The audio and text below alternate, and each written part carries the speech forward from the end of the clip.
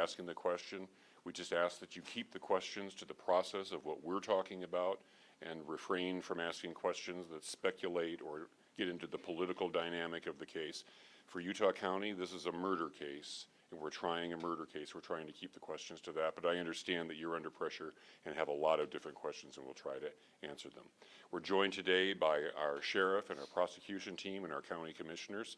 Jeff is going to be the only one speaking right now, and I'll introduce right now County Attorney Jeff Gray.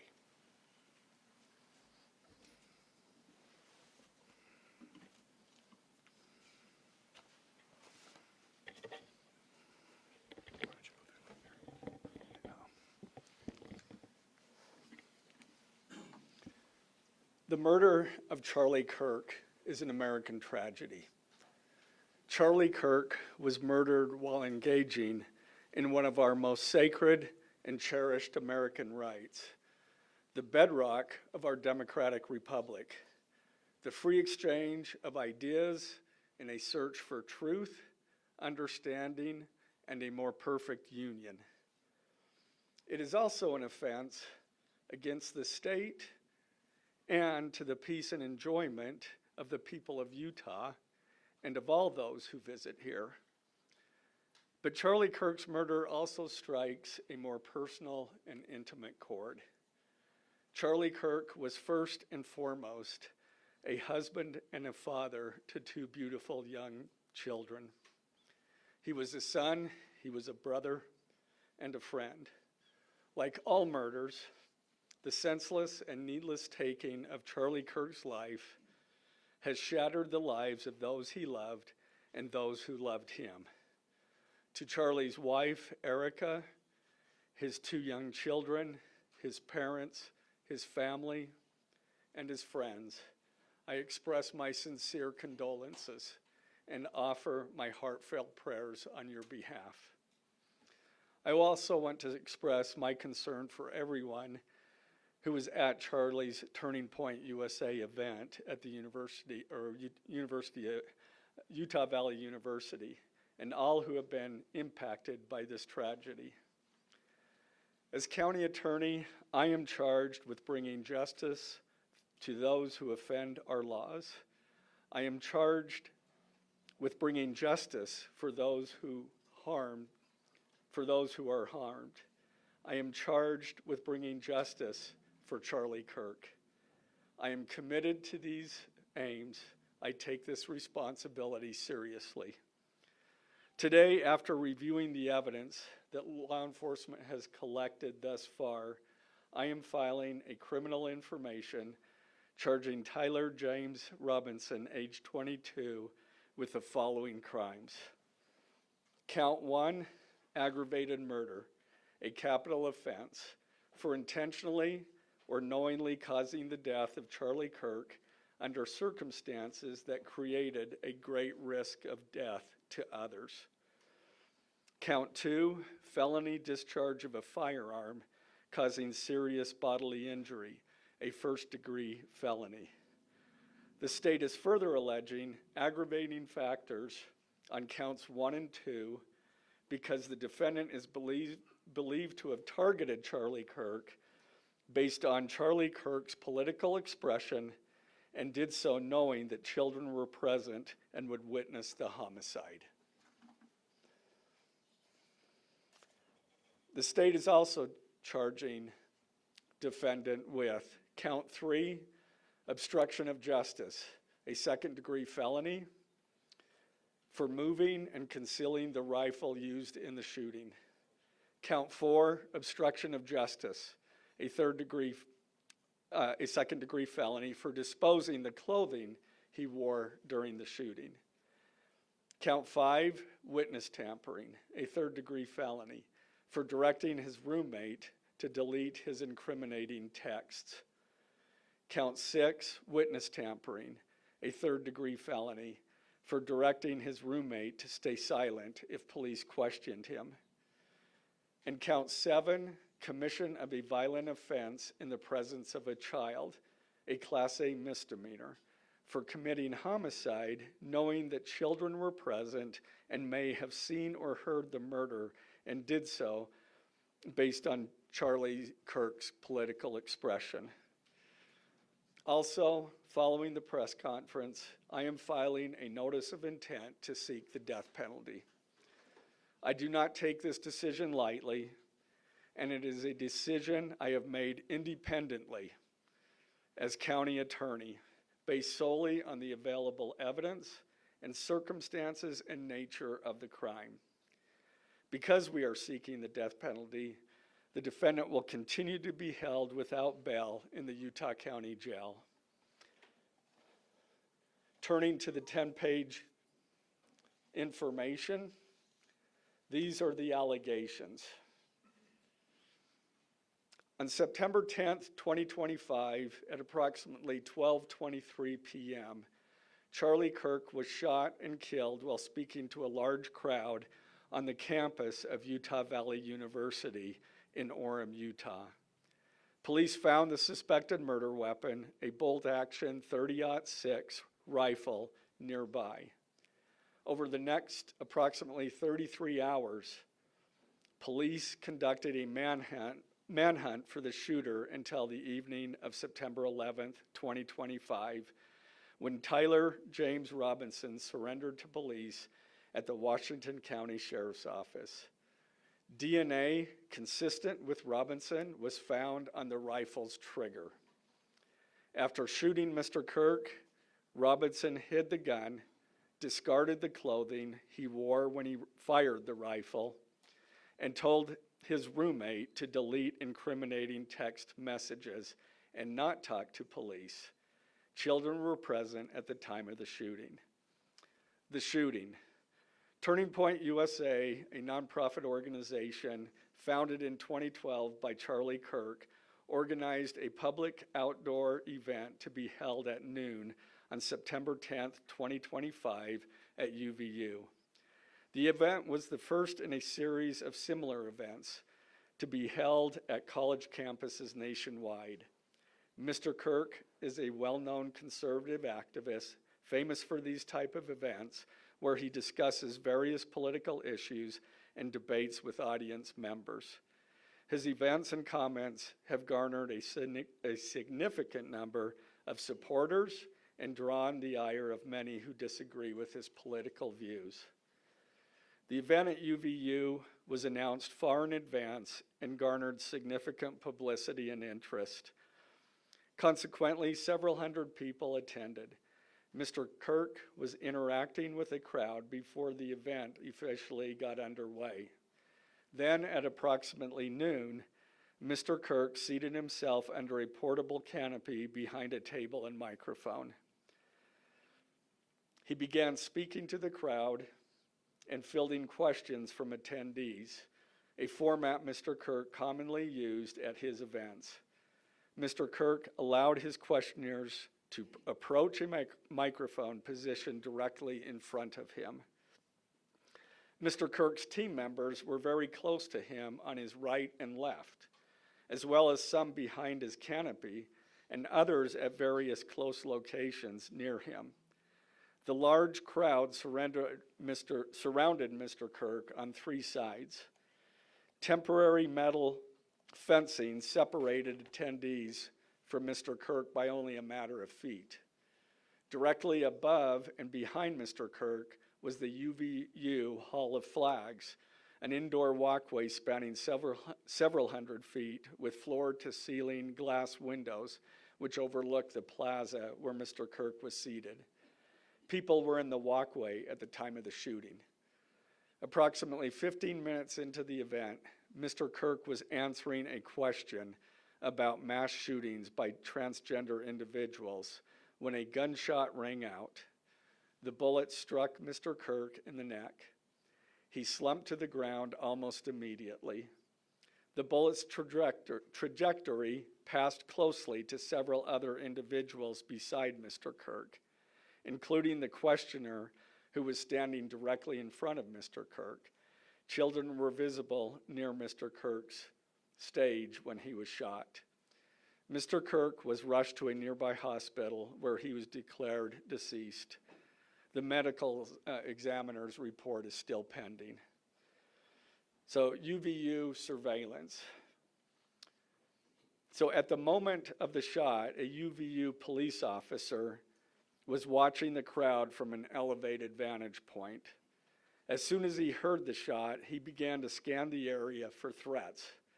Believing the shot came from a rifle because of its sound, he looked for potential sniper positions. He noted a roof area approximately 160 yards away from Mr. Kirk as a potential shooting position and rushed there to look for evidence.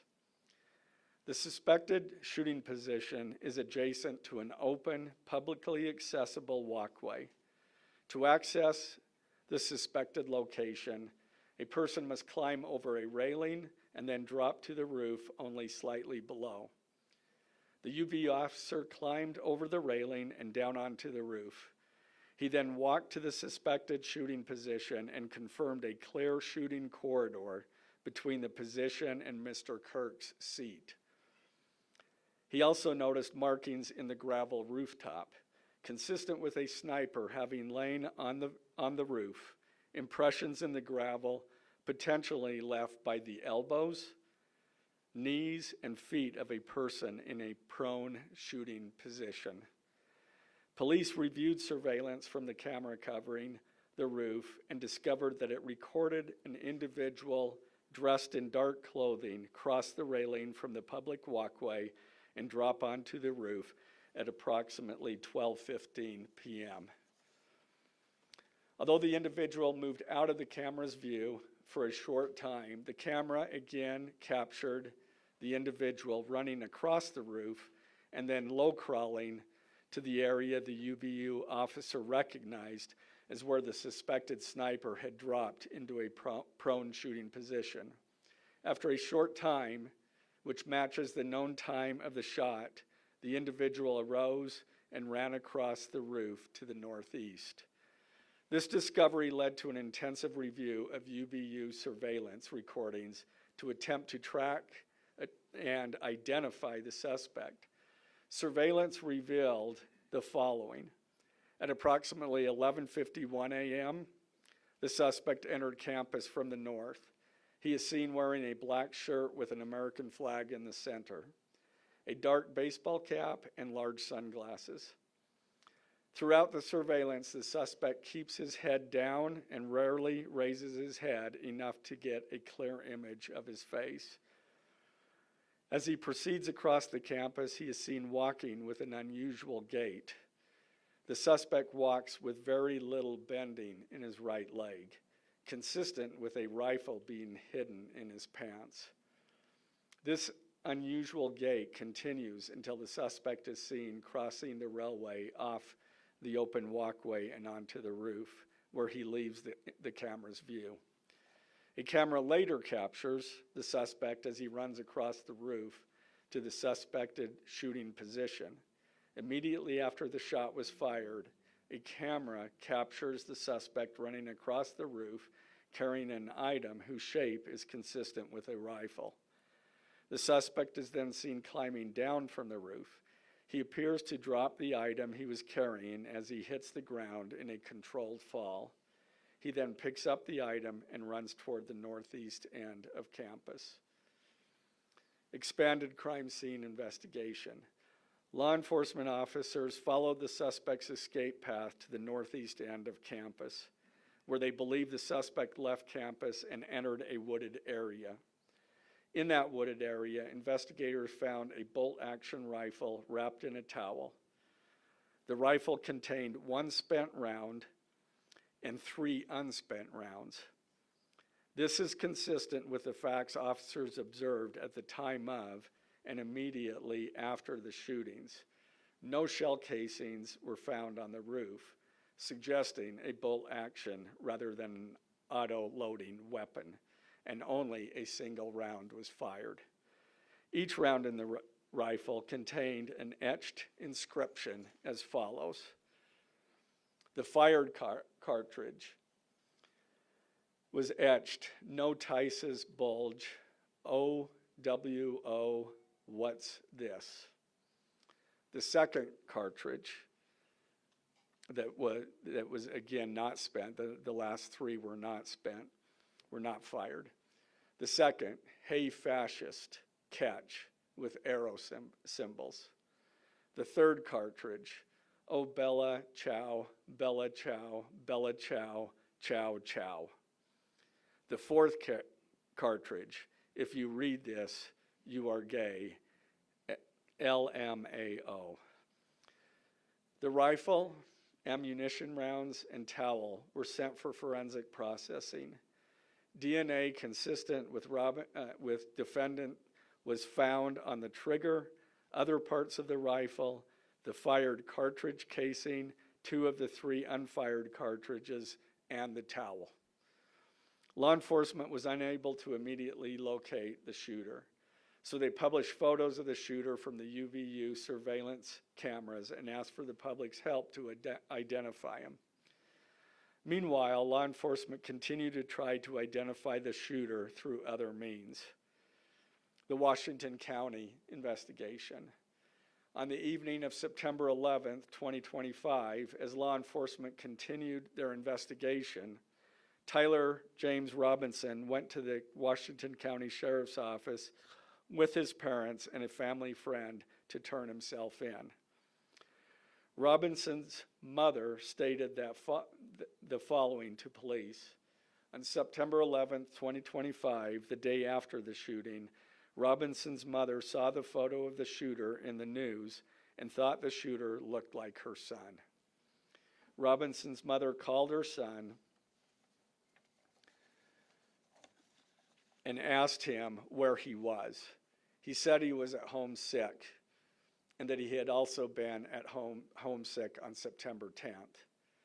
Robinson's mother expressed concern to her husband that the suspect shooter looked like Robinson. Robinson's father agreed. Robinson's mother explained that over the last year or so, Robinson had become more political and had started to lean more to the left, becoming more pro-gay and trans rights oriented. She stated that Robinson began to date his roommate, a biological male who was transitioning genders. This resulted in several discussions with family members, but especially between Robinson and his father, who have very different political views. In one conversation before the shooting, Robinson mentioned that Charlie Kirk would be holding an event at UVU, which Robinson said was a stupid venue for the event. Robinson accused Kirk of spreading hate. Robinson's father reported that when his wife showed him the surveillance image of the suspected shooter in the news, he agreed that it looked like their son.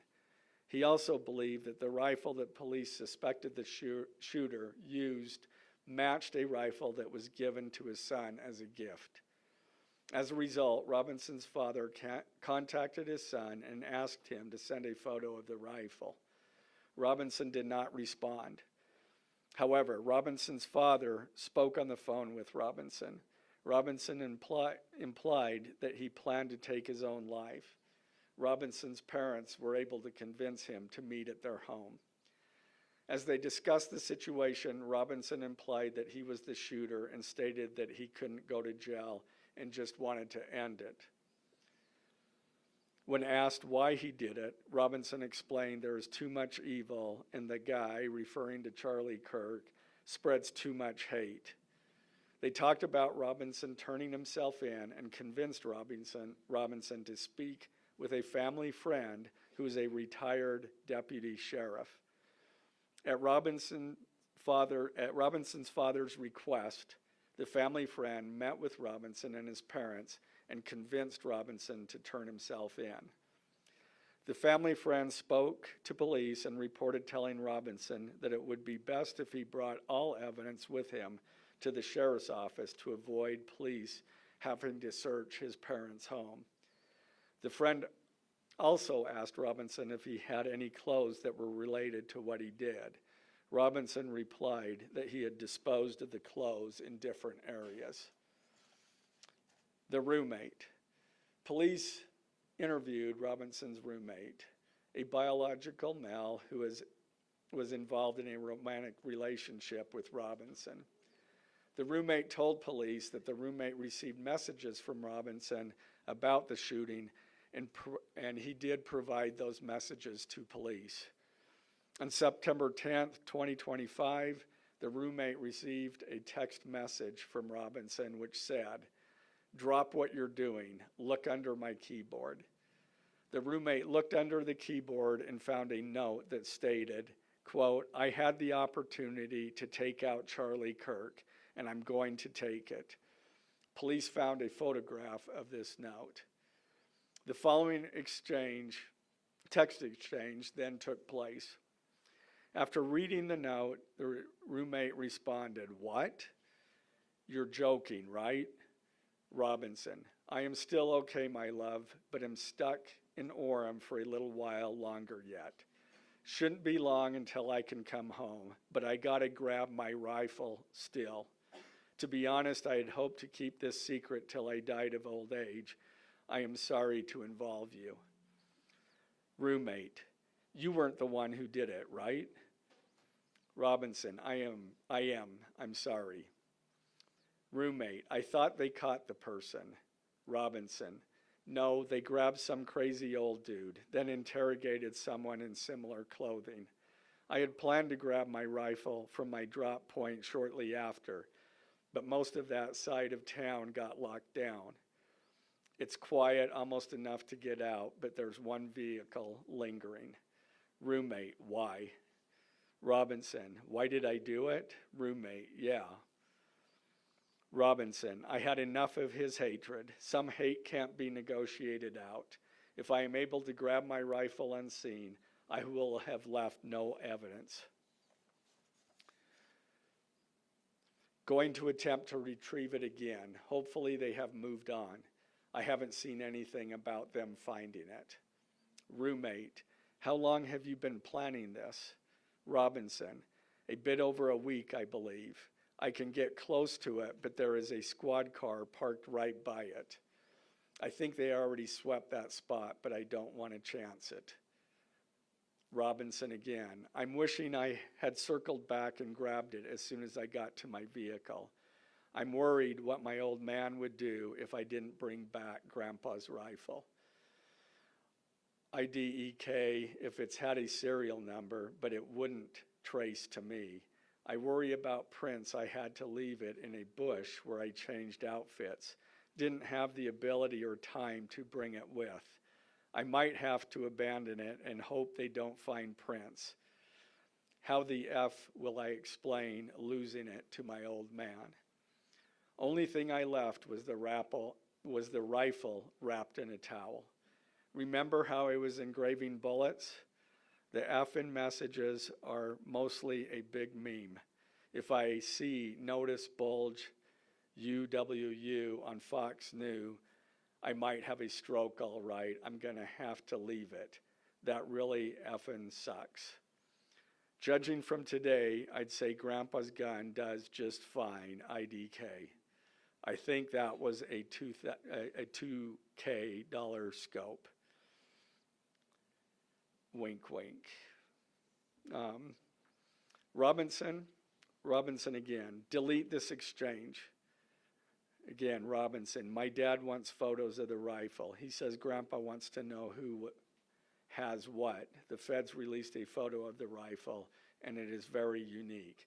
He's calling me, RN, not answering. Robinson, since Trump got into office, my dad has been pretty diehard MAGA. Robinson, I'm going to turn myself in willingly. One of my neighbors here is a deputy for the sheriff.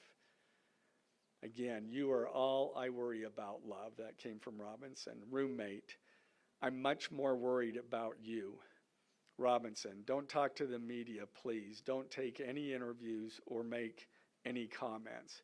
If any police ask you questions, ask for a lawyer and stay silent. The search for Robinson's residence. Police executed a search warrant on Robinson's residence. During that search, police discovered a shell casing with etchings like the etchings found on the shells in the rifle near UVU. Police also found several target baseboards with bullet holes in Robinson's home. Now, as I stated in the beginning, when I read those allegations, these are allegations. And like the evidence set forth in this statement, those allegations, what you've heard from the media, even from state and federal officials, has not been tested in the crucible of a jury trial. I understand the public's desire to know the facts.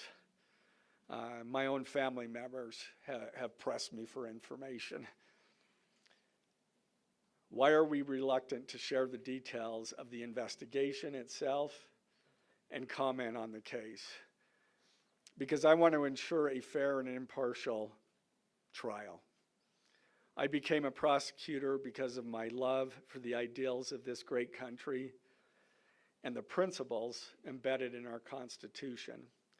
The free exchange of ideas and opinions is critical to this great American experiment, but so too are the protections afforded to the accused found in the Fifth and Sixth Amendments: the right against self-incrimination, the right to a speedy and public trial, the right to the effective assistance of counsel, the right to confront one's accusers, and the right to compel the attendance of witnesses. And perhaps most importantly, under our Constitution, the accused is presumed innocent until we, the state, prove to an impartial jury of defendant's peers his guilt beyond a reasonable doubt. That jury cannot rely on our allegations, on what they hear in the news, or on what they hear from a public official. The jury is the sole trier of fact, and they will ultimately determine those facts based on evidence a trial judge has determined is admissible. Again, as prosecutors, we bear the burden to prove guilt beyond a reasonable doubt. But make no mistake, we welcome this burden. I'd like to now introduce my trial team who will be charged with prosecuting the case. This is a veteran and expert team of some of the state's best trial attorneys. Chad Grunander, who is one of my two chief deputies, Ryan McBride and David Sturgill on the far right there.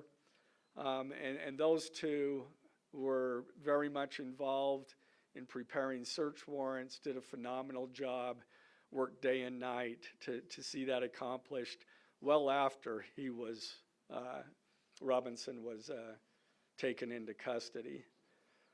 Also, Lauren Hunt, she is one of our special victims prosecutors, and Chris Ballard, my second chief deputy, who will be handling motions. I'm going to explain just the procedural steps. We're not a grand jury. We don't have a grand jury system like the federal courts do. It's a preliminary hearing system. So the arrest and filing of the criminal information are merely the first steps in the criminal justice process. Today at 3 p.m., the defendant will appear before a judge in the Utah 4th District Court for his first appearance to be informed of these charges and to ensure that he has an attorney to represent him. The hearing will be brief. The judge will conduct that first appearance virtually via WebEx. This is not unusual. In the 4th District, all felony first appearances for defendants who are in custody are held virtually. A link to that hearing is available for media on the Utah State Court's X account at Utah State Courts. Now, following defendant's first appearance, he will be entitled to a preliminary hearing. At that hearing, the state will be required to show probable cause that defendant committed the crimes. The purpose of the preliminary hearing is not to determine guilt, but simply to assure the court that the prosecution has enough evidence to proceed to trial. If a judge finds probable cause and binds the case over for trial, an arraignment hearing will be held. At that hearing, a judge will again inform defendant of the charges against him and require him to enter a plea to each charge. The next step following the arraignment is an opportunity for the parties to file any relevant motions and then ultimately the trial itself. This case has generated a tremendous amount of interest across our nation and even the world. The public's desire for information is understandable, but it bears reiterating that this case will be tried in a court of law consistent with our Constitution, not the court of public opinion. Thus, we will only discuss the case with the press occasionally. It will not be a day-to-day or even week-to-week occurrence, but we will only do so in a manner as not to jeopardize the fair trial process. Before I conclude, I want to express my appreciation for the tireless work of our local, state, and federal law enforcement officers. They have an extremely difficult, dangerous, and often thankless job. I'm proud to acknowledge the exceptional work they do every day, and particularly their work on this case. It was truly a marvel to witness. Their skilled work and dedication have brought us to this point.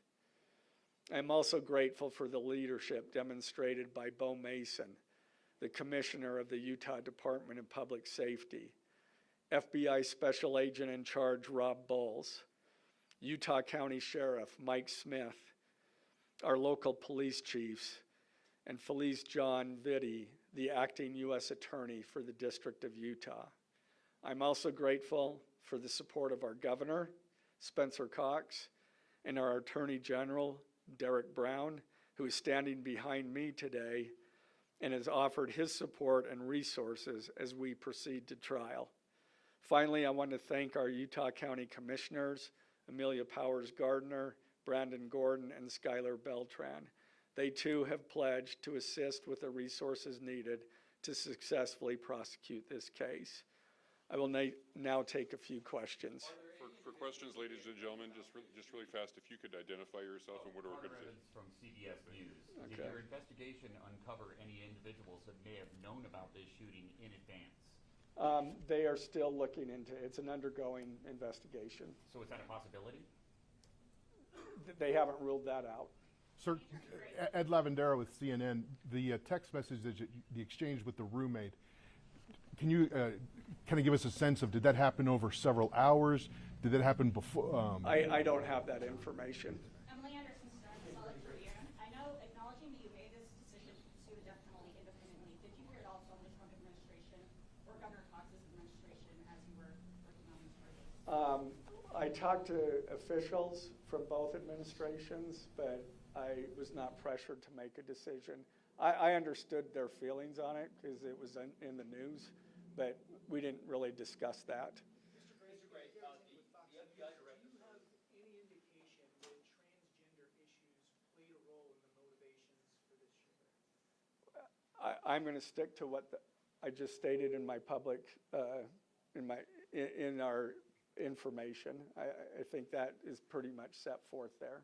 Mr. Gray, Ben Winslow, Fox 13 News. Just asking, are you planning to file additional charges against anyone else in connection with this?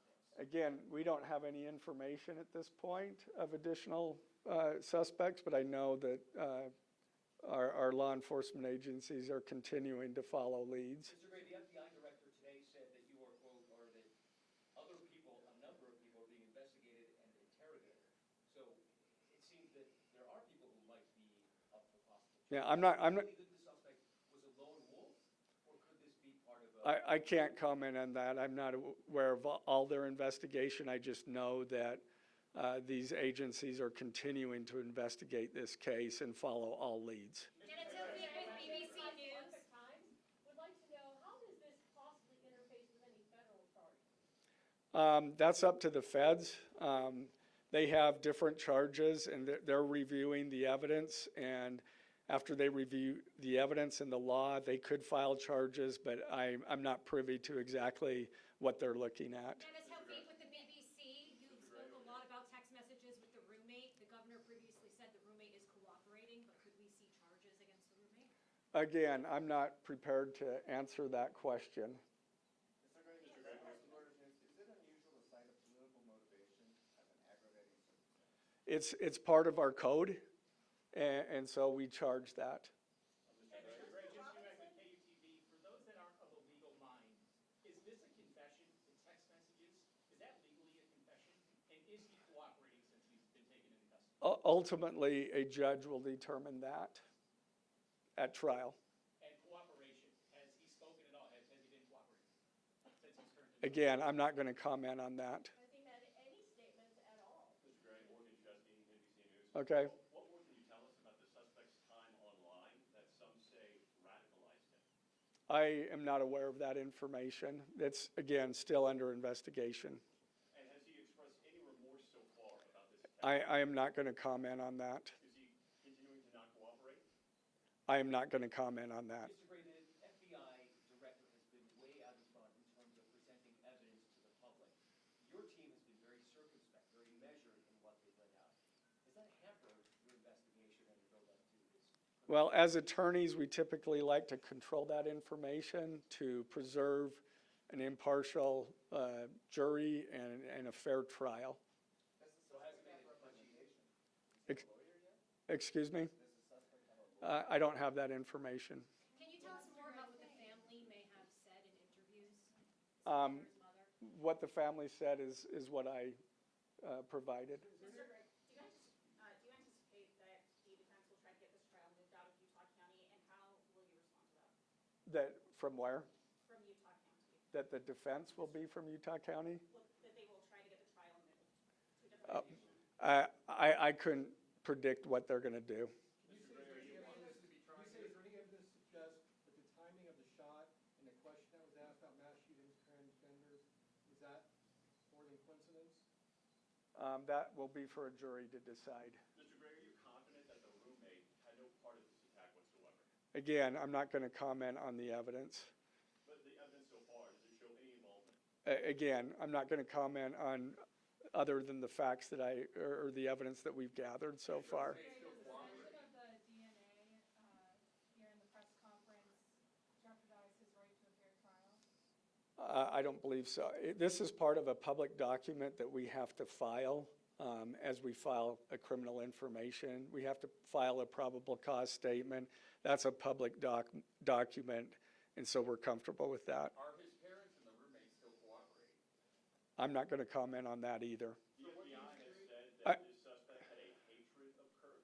What else can you share about that?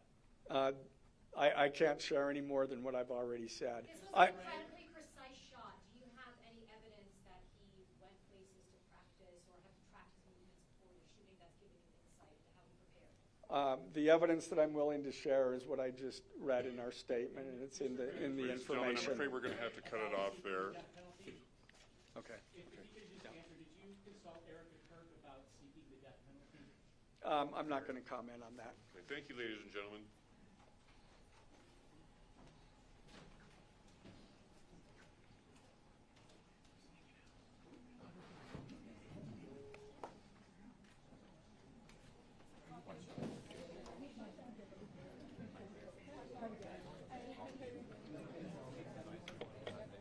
Hey, Jack. The attorney. I think all of you know that the charges will be available online. We're in the final stages of processing that, and they'll be available on the utahcounty.gov website as well as on the Utah County Attorney's website. So look for them there. Thank you.